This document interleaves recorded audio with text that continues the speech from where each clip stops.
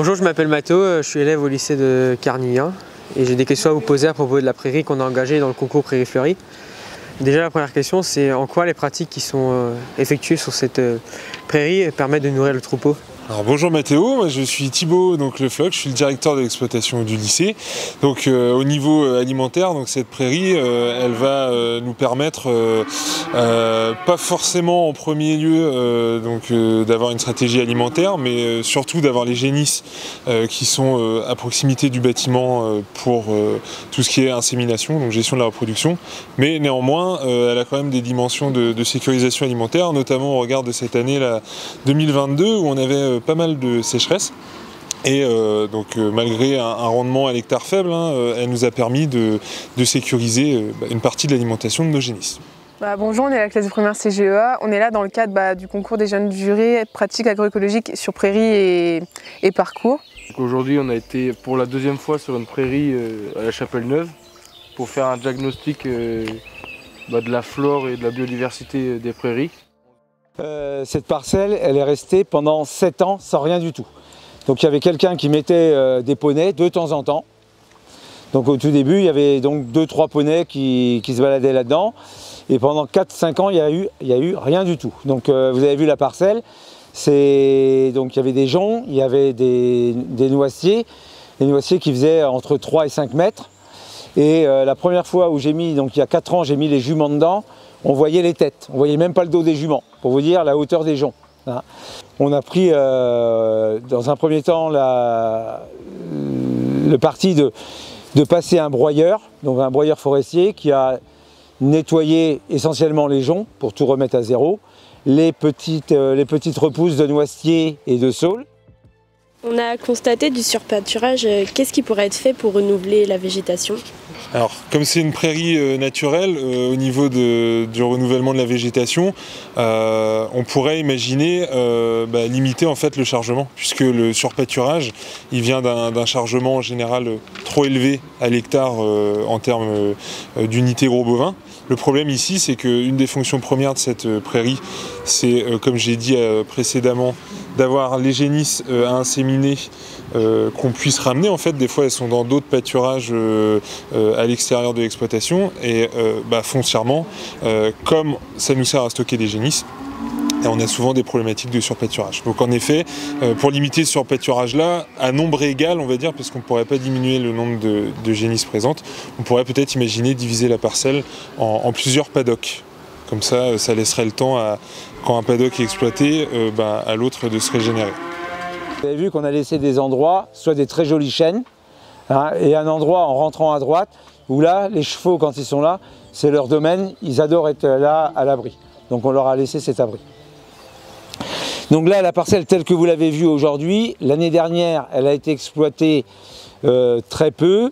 Et en plus de ça, donc, vous avez les traces des passages des camions, pas des camions, pardon, du transporteur forestier qui amenait les souches et puis le tracteur broyeur qui a tout broyé. Donc là, vous avez des endroits où ça a du mal à repousser. Ce qui fait que là, vous avez une pousse cette année très tardive de l'herbe. Pourquoi? Parce qu'il y a eu passage d'engins et qui ont un peu damé le sol et qui ont empêché la végétation de repartir. Justement, à propos des paddocks, quels seraient les intérêts environnementaux aussi de créer des paddocks dans cette parcelle? Alors au niveau environnemental sur cette parcelle-là, donc en effet pour les améliorations, on pourrait imaginer les paddocks. On va dire que l'intérêt donc ce serait de limiter le surpâturage et donc favoriser le renouvellement de la flore. Donc ça, environnementalement parlant, augmenter la diversité florale, c'est un point positif. Et ensuite, donc là ça n'a rien à voir avec les paddocks, mais en termes de côté positif pour l'environnement, c'est vrai que cette prairie qu'on a derrière moi, là, elle est située dans une zone humide et donc malgré tout, le fait de la laisser en prairie naturelle, elle permet une bonne infiltration de l'eau et donc une bonne gestion, on va dire une bonne gestion voilà, au niveau environnemental. Ça fait partie de nos surfaces d'intérêt écologique dans l'exploitation. Je vais y passer les bovins et que les vaches qui sont diagnostiquées gestantes pour éviter d'avoir à aller les rechercher, les ramener à la maison. La parcelle quand même se situe à 1,5 km du site. Le climat cette année est un peu particulier, donc là c'est déjà sec. Alors que des fois, quand on les envoie à cette époxy, les années précédentes, certains endroits baignaient dans l'eau, ils étaient obligés de traverser quasiment des ruisseaux. La deuxième exploitation aura lieu en fonction de la repousse, août, septembre, on verra, avec les chevaux. Et en SAU, elle doit être à 2,5 hectares à peu près. Ouais. Cette parcelle contribue-t-elle à limiter les coûts de production? Alors, au niveau coût de production, en effet, là on va revenir sur la thématique de reproduction.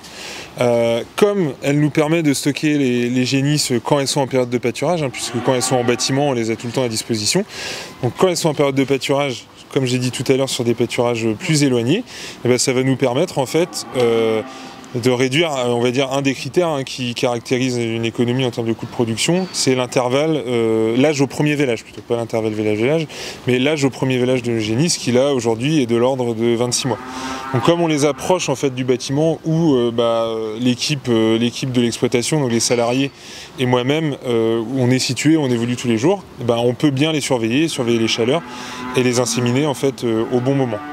Donc ça contribue, on va dire, à une bonne gestion de la reproduction et donc d'avoir des vaches, des génisses, on va dire des primipares qui rentrent en production plus rapidement, puisque l'âge au vélage est réduit. La parcelle de la Chapelle-Neuve offre une diversification importante du bol alimentaire associée à une biodiversité faunistique et à la proximité du cours d'eau.